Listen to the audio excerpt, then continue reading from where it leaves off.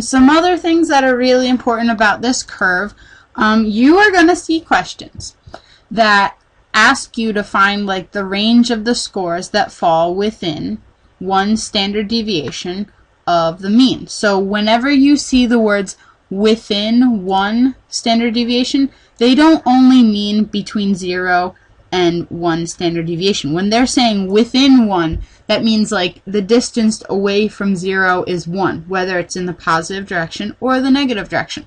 So if they say the scores that are within 1 standard deviation, you actually want to go between -1 and +1, because that is within 1 standard deviation of the mean. Likewise, if they say within 2 standard deviations of the mean, you want to go from -2 to +2.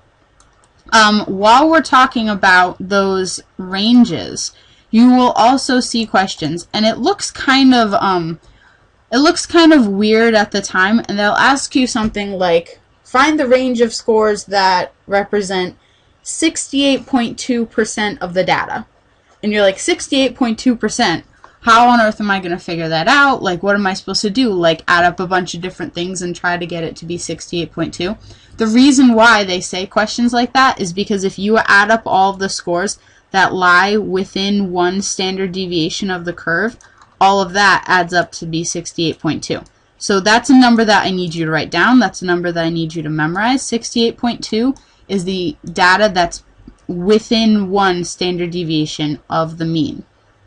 Another number that you might typically see is find the scores that lie within, or that represent 95.4% of all of the data. And you're saying 95.4%? I have no idea. But 95.4% actually represents all of the scores that lie within 2 standard deviations of the mean. So from there to there, if you add up all those scores, it actually adds up to be 95.4%.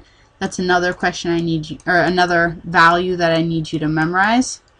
So within 1 standard deviation of the mean, that's 68.2%. Within 2 standard deviations of the mean, that's 95.4%. Okay? All right. All right. Approximately 68.2% of the data occur within 1 standard deviation of the mean. Yep, we already talked about that. I just said that. Between here and here, that represents 68.2% of all the data. That means that 34.1 is below the mean, 34.1 is above the mean. Like I said before, the normal curve is symmetrical about the average, or about the mean. So whatever you have to the right, it's exactly the same as on the left. And then, yet again, approximately 95.4% of all of the data occur within 2 standard deviations of the mean. So between here and between here. And the same thing as before. It's symmetrical. Okay. A percentile, which we've already talked about this before. We just talked about this. A percentile indicates a point below which a percent of the data values fall. What does it mean if you score in the 75th percentile on the test, on the SATs? If you score in the 75th percentile on the SATs, that means that you scored better than 75% of your peers. So if this represents all of your peers, you scored about right here, so that you did better than 75% of the people, but 25% of the people scored above you. So the percentile, whenever you see that word percentile, it means it's actually telling you the percent that scored below you. So people are getting confused. They were getting confused with, does that mean that I did worse than 75 people? No, it means that you did better than 75% of people. Okay? In the normal curve, the mean is the 50th percentile. We already went over that, because the mean is the average. It's right smack in the middle. That means that you did better than 50% of the people, but 50% of the people scored above you. Okay, so let's start doing some questions together, and if you have any questions, just like always, let me know, and I can answer them for you. So, each year the College Board publishes the mean, or the average SAT score, and the standard deviation for the students taking the test. Okay. If the mean is 500, So if x bar is 500, and the standard deviation is 100. Now remember that we use that little Greek letter sigma to represent standard deviation. The standard deviation is 100. Find the score that is 1 standard deviation above the mean and the score that is 1 standard deviation below the mean. Well, I don't even really need to draw a normal curve for this, but I'm just gonna draw it just for the heck of it. And every single time that you see a question and it says the scores were normally distributed, or if you see normal distribution written anywhere in there, I want you to get into the habit of drawing a normal curve. Now, like you can see, that normal curve is horrible, but whatever, it doesn't even matter. This is what you need to do. Draw a line right down the middle and label it as x bar, or you can label it as 0, whatever you want. But my x bar, or my mean, is 500 in this case. And then right here, I need you to label the standard deviation just so that you don't forget it. The standard deviation in this case is 100. Now we are looking for the score that is 1 standard deviation above the mean. So above the mean means in the positive direction. I'm looking for the score that is 1 standard deviation above the mean. And then the next question is 1 standard deviation below the mean, so that's going to be a -1 because x is actually technically 0 as well. Okay, so if 1 standard deviation is 100 points, then 1 standard deviation above the mean represents 600. That's the score. And 1 standard deviation below the mean, or 500 minus 100, that's a score of 400. So what's the score that's 1 standard deviation above the mean? That's 600. And 1 below, that's a 400. Not too bad at all. Let's take a look at the next question. Approximately, what percentile would a student be in if he or she scored a 500? Okay, well 500, let's use this line. If they scored a 500, that means that they're right smack dab right there, right on top of the mean. This is why it's really important to label your scores, okay? If you scored the same as the average, the same as the mean, that means that 50% of the people who took it scored below you. So what percentile are you in? You are in the 50th percentile. 50th percentile. Okay, let's take a look at if they scored a 600. Well, if they scored a 600, that means that we're no longer right there, we're right about here. So you score a 600, and a score of 600 is 1 standard deviation above the mean. So if you take a look at our reference sheet, or our reference table, that means that we scored right here. So how would I figure out what the percentile is? I add up everything that's at that line or below it. So I'm going to take my calculator and not do that. I'm going to take my calculator and I want to add up all of those percentages that are below that line of 1 standard deviation.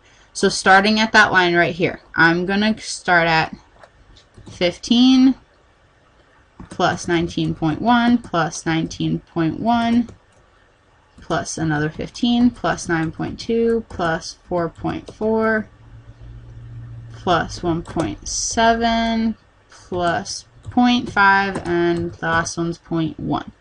Hit enter. That's about 84.1, so I'm going to consider it to be about the 84th percentile. See, that's not too bad.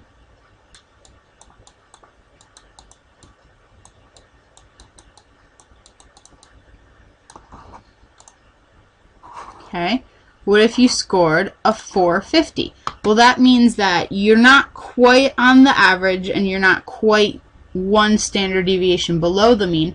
You're actually right in between at -1/2. At -1/2, the score is a 450.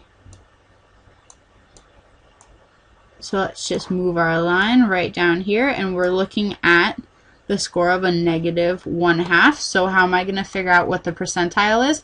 I'm going to take my cursor right here and put it on the -1/2, and I'm going to add up all of those scores that are below -1/2. Or another way of doing this, John, is if you know that all of these scores up until the 0 or up into the average add up to 50%, then you could just do 50 minus 19.1, because we're only moving over, we're only subtracting that much from it. Hit enter. So you're in about the 31st percentile. And all of these questions, they would probably be multiple choice, and you would just choose the best answer. So this is about the 31st percentile. And then let's do the last one, 750. Well, the mean is 500. One standard deviation above is 600. Two standard deviations above, we have to add another 100, so that's 700. We're still not there. We actually have to go up to positive 2.5 standard deviations away from the mean. That's a 750. So how do I figure out that percentile? I can take a look at my reference sheet yet again, and yours should be bigger in front of you, by the way. Take a look at my reference sheet, and I'm going to look at all of those scores that are below the 2.5 mark. Or, since I know that all of this adds up to 100, I could just take 100 minus 0.6, because we have a 0.5 and a 0.1 right there. So I'm going to do 100 minus 0.6, and that is a 99.4. So about the 99.4 percentile, or I would call it maybe just the 99th percentile. Okay? Alrighty. So, moving on, let's do some other questions with this stuff. Let me see how much time I have left. Alright. If 1,500,000 students took the SAT, how many of them would be expected to score between 400 and 500? Okay, well, clearly we need to draw a normal curve because, well, this question doesn't actually say that the scores are normally distributed, but on your Regents exam, it will say that the scores are normally distributed, blah, blah, blah. Okay, so let's draw a normal curve. Let's try to make this normal curve better than the last one. It's a little bit better. Okay. You know what? We can't actually do this because it didn't tell us the mean and it didn't tell us the standard deviation. So you know what? That doesn't even help, because the first thing that you do is you draw the curve and then you label what your average is, and then you label what your standard deviation is, and you start to work on the question. But they didn't give us either of those, so thank you, Miss Tompkins. That doesn't help us at all. Okay, your homework. Your homework, page 510 to 511, I believe is number